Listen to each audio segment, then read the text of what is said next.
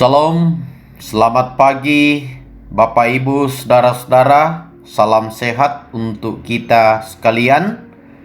Dari Bukit Sion kami menyapa Ibu Bapak Saudara-saudara dengan penuh sukacita. Kita mempersiapkan diri kita untuk membaca firman Tuhan dari Markus pasal 2 ayat 18 sampai 22. Mari kita berdoa. Kami bersyukur kepadamu ya Tuhan, karena Tuhanlah yang menolong dan menyertai perjalanan kehidupan kami. Pagi ini kami akan membaca, mendengar, dan merenungkan firman-Mu. Tuhan, tolong kami semua. Dalam nama Yesus Kristus kami berdoa. Amin. Markus pasal 2 ayat 18 hingga ayatnya yang ke-22. Pada suatu kali ketika murid-murid Yohanes dan orang-orang Farisi sedang berpuasa, datanglah orang-orang dan mengatakan kepada Yesus, "Mengapa murid-murid Yohanes dan murid-murid orang Farisi berpuasa, tetapi murid-murid-Mu tidak?" Jawab Yesus kepada mereka, "Dapatkah sahabat-sahabat mempelai laki-laki berpuasa, sedang mempelai itu bersama mereka? Selama mempelai itu bersama mereka, mereka tidak dapat berpuasa. Tetapi waktunya akan datang mempelai itu diambil dari mereka, dan pada waktu itulah mereka akan berpuasa. Tidak seorang pun menambalkan secarik kain yang belum susut pada baju yang tua. Karena jika demikian, kain penambal itu akan mencabiknya, yang baru mencabik yang tua, lalu makin besarlah koyaknya. Demikian juga tidak seorang pun mengisikan anggur yang baru ke dalam kantong kulit yang tua. Karena jika demikian, anggur itu akan mengoyakkan kantong itu, sehingga anggur itu dan kantongnya dua-duanya terbuang. Tetapi anggur yang baru hendaknya disimpan dalam kantong yang baru pula." Amin. Dari bacaan kita pagi ini diberikan tema bukan untuk dipamerkan, tangia la di porombok. Bapak Ibu saudara-saudara yang dikasihi Tuhan, seorang filsuf Jerman bernama Georg Wilhelm Friedrich Hegel mengatakan, ciri khas manusia adalah ingin diakui oleh orang lain. Setiap generasi punya keinginan itu. Yang membedakan hanyalah caranya. Ketika internet belum ada, jika orang mau diakui, maka ia akan pamer sesuatu secara langsung di depan banyak orang dan disebarkan dari mulut ke mulut. Sekarang ini sudah lebih mudah. Bermodalkan kamera ponsel dan jaringan internet, diunggah ke media sosial, maka seketika itu juga akan muncul pengakuan dari orang lain melalui simbol like atau jempol dan lain sebagainya. Begitupun dalam hal aktivitas kerohanian. Saat ini muncul istilah Kristen sosmed,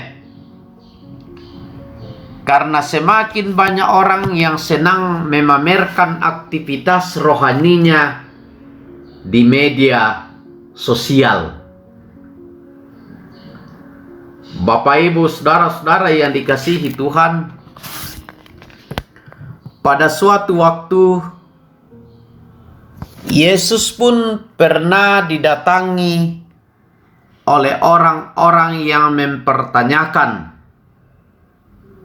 mengapa murid-muridnya tidak pernah terlihat berpuasa, sedangkan murid-murid Yohanes dan orang Farisi berpuasa? Apakah Yesus melarang murid-muridnya berpuasa? Tentu saja tidak. Injil Matius 6 ayat 16 hingga ayatnya yang ke-18 menuliskan bahwa Yesus juga mengajarkan muridnya untuk berpuasa, tetapi dengan cara dan motivasi yang benar. Yesus menjawab dengan menjelaskan bahwa murid-muridnya akan berpuasa pada waktu yang tepat dan dengan motivasi yang benar. Saudara-saudara yang dikasihi Tuhan, bagi Yesus berpuasa itu baik. Aktivitas rohani itu baik. Tetapi jangan dilakukan sebagai ajang pamer kesalehan tanpa mengerti maknanya. Berpuasa bukanlah sekedar kebiasaan dan aktivitas rohani belaka, tetapi sebuah kerinduan untuk dekat dengan Allah dalam kehidupan kita. Berpuasa berarti berusaha meninggalkan hal-hal yang tidak berkenan di hadapan Allah. Mari berpuasa untuk melihat kehidupan kita sebagai anugerah Tuhan. Karena itu, berpuasa, berhentilah untuk melakukan hal-hal yang tidak berkenan di hadapan Tuhan. Yesus tidak mau semua yang dilakukan hanya formalitas dan kemunafikan. Karena itu, tidak perlu pamer rohani, sebab yang dibutuhkan dalam hidup kita adalah sebuah pengakuan bahwa orang beriman adalah orang yang mempraktekkan kehendak Allah, melihat kehidupannya sebagai bahagian dari orang lain. Karena itu, kita diberi kesempatan untuk saling mengasihi. Karena itu, lihatlah apa kehendak Allah dalam kehidupan kita. Jadikanlah Allah sebagai sumber dari sukacita menuju kepada kemuliaan Allah. Terpujilah nama Tuhan. Haleluya. Amin. Mari kita berdoa. Kami bersyukur kepadamu ya Tuhan, karena Engkaulah Tuhan dan Juru Selamat kami. Engkaulah sumber sukacita dalam menjalani kehidupan ini. Firman-Mu telah kami baca dan dengarkan, kiranya menjadi kekuatan yang baru dalam menjalani kehidupan anugerah Tuhan. Berkati kami di dalam melanjutkan aktivitas kami hari ini dan seterusnya. Tuhan tolong kami, Tuhan berkati kami, berkati seluruh warga jemaat, warga masyarakat, di dalam melanjutkan aktivitasnya hari ini. Yang sakit Tuhan sembuhkan, yang berduka Tuhan hibur, yang ada di dalam suasana sukacita, kiranya tetap bersukacita di dalam Tuhan.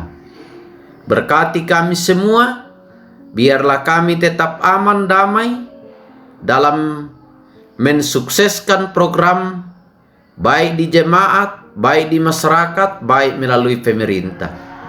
Berkati pemerintah di dalam mensukseskan pemilihan bupati dan wakil bupati.